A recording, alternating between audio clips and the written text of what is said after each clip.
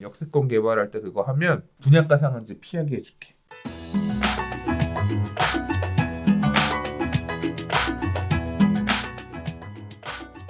세 번째 이야기 들어가 보도록 할게요. 자, 전세 매물이 없다라는 얘기입니다. 코로나19 불통 뛴 서울 전세 시장은 매우 불안하다라는 얘기인데요. 일단 대출 규제, 저금리, 보유세 증가로 집주인 전세 매물은 월세나 반전세로 전환되고 있다라는 얘기. 자, 그다음에 코로나19 장기화, 집값 불확실성의 증가로 인해서 매매, 청약, 대기 수요가 전세 시장으로 지속적으로 유입되고 있다라는 얘기. 들이 나오고 있습니다. 자, 그래서 원인이 크게 세 가지가 있는데 첫 번째는 아까 말씀드렸던 것처럼 코로나19 여파로 집값이 하락할 것이라는 기대 심리가 커지면서 매매 대신 전세를 택하는 세대들이 늘어났다라는 얘기고요. 반대로 전세보다 월세를 택하는 집주인들이 증가해서 전세 매물이 귀해졌다라는 얘기입니다. 두 번째 원인으로는요. 집값 하락을 기대하는 매매 대기 수요가 전세 시장으로 몰리면서 전세값 상승을 부추기고 있다. 즉 전세 수요가 굉장히 많다라는 거죠.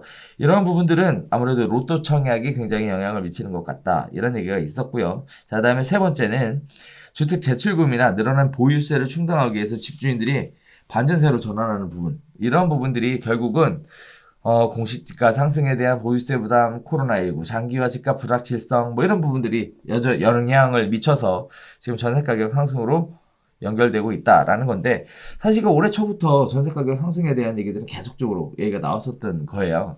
그런데 한편으로 이런 생각이 드는 거죠.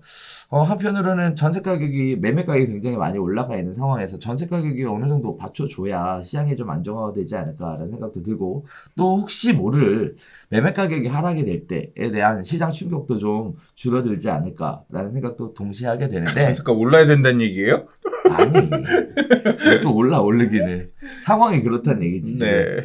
지금 올해 초부터 전세에 대한 지수가 100을 꾸준히 계속 넘기고 있는 상황으로 전세가 굉장히 부족하다라고 느끼고 있는 상황인데, 한편 이런 생각이 드는 거예요. 앞으로도 전세 가격 상승은 지속될 것이다 라고 많은 전문가들이 예측을 하고 있고, 저 개인적으로도 그런 생각을 좀 들기는 하는데, 자, 그래서 이번에 급매물들이 이렇게 나오잖아요. 우리 좀 전에 얘기했던 것처럼 급매물을 매수하는 쪽으로 해서 주거의 안정을 찾아보는 거는 어떨까? 좋은 기회가 되지 않을까라는 생각을 좀 해보게 되는데, 어떻게 보세요? 그야 지역마다 다르죠. 물건마다 다르고 전체적으로 물건 가격이 오른 상황에서 앞으로 집값 떨어질 거다 생각하면 못 사는 거고, 앞으로 더 올라갈 것 같다. 지금 금액도 받아들일 만한 금액이다라고 생각하시면 전세 대신 지금 매수를 하는 것 선택일 수 있는데, 전세랑 매매가랑 지금 벌어져 있잖아요. 비슷한 그렇죠. 수준이 아니잖아요. 전세 가격으로 살 수 있는 상황은 아니고, 당연히 그 추가되는 부분을 대출을 껴서 사야 되니까,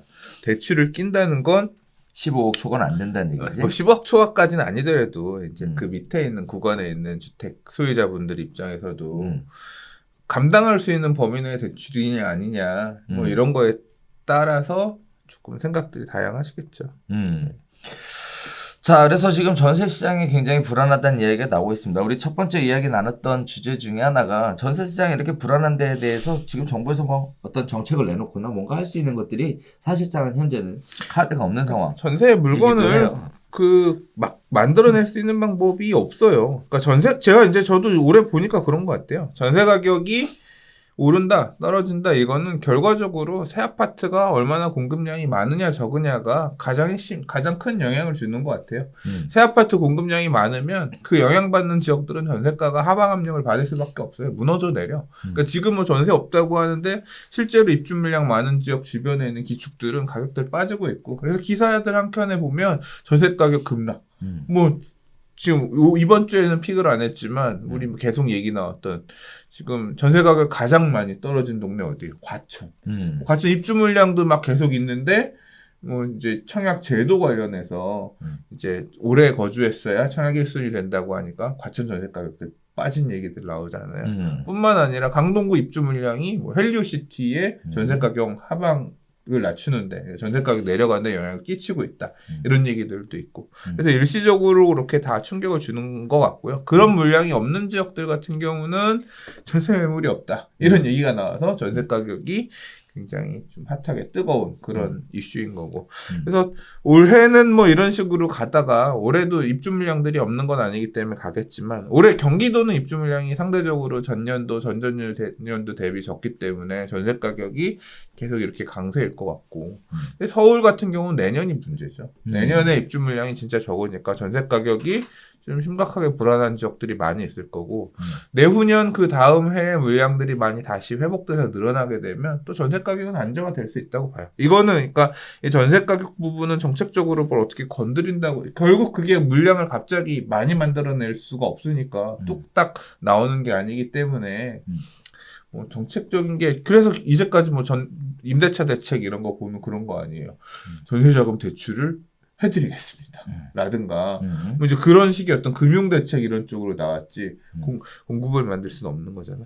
그래서 지금 아마 다음 주 정도에 대책이 나올 것 같아요. 그러니까 이 서울시랑 국토부랑 해가지고 공급 대책, 추가 대책을 낼 것 같습니다. 최근 기사를 보면. 근데 그 내용 보면 이게 역대권 풀어가지고 임대 아파트들 많이 확보하려니까 이런 민간 시장에 기대지 않고 정부가 컨트롤할 수 있는 공공임대주택들을 많이 확보하고자 하는 게 아무튼 이 공급 대책의 큰 축인 것 같아요. 그러니까 용적률 풀어줘가지고 개발의 어떤 유인을 많이 만들어주죠. 뭐 어저께 나왔던 기사 중에 뭐 모두 있냐면 역세권 개발할 때 그거 하면 분양가 상한제 피하게 해줄게.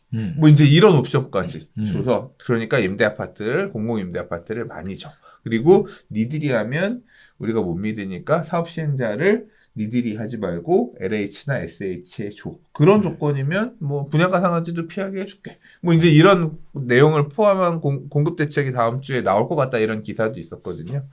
그러니까 그런 식으로 정부는 자꾸 공공임대주택을 확보하려고 노력은 하고 있어요. 뭐 시장에서 어떻게 받아들여질지 소지주들이 어떻게 생각할지 모르겠지만 이제 그와는 별개로 민간 시장 단기적으로는 어떻게 공급을 확보할 수 있는 방법이 없기 때문에 전세 가격은 당분간 이렇게 가지 않을까. 예, 저는 그렇게 생각이 듭니다. 자, 그래서 저도 그런 생각을 또 하나 드는데, 뭐, 주변을 조금만 더 넓게 시야를 넓혀보면, 이렇게 수요하고 공급의 불균형으로 인해서 전세 가격이 굉장히 하방 압력을 받는 지역들이 있다라는 거, 그것만 알아도 그쪽 시장이 나한테 기회가 될 수도 있을 것 같아요. 근데 전세가 그게 좀 되게 애매한 게, 예를 들어 저 동네가 입주 물량이 많아서 싸. 그래서 2년 살아. 2년 뒤에 입주 물량 없어. 그럼 다 올려줘야 되잖아. 그럼. 그러니까 다시 이사 와야 돼. 그럼 갈 데가 없는데요, 전세가. 이래서 이게 보통, 그러니까 신혼초라든가 뭐, 이 거주 다른 데 옮겨가면 되지. 강동구 갔다, 강서구 갔다, 뭐 성북구 갔다, 막 그래도 되면 모르겠는데 보통은 이제 애들 키우고 하려면 정착해서 살아야 되잖아요. 그래서 이런 선택을 못 하는 그런 분들도 있잖아요. 그런 경우에는 역시 내 집 마련을 어느 타이밍에는 고려하면서 생각해야 된다는 거. 그래서 같이 봐야 될 것 같아요.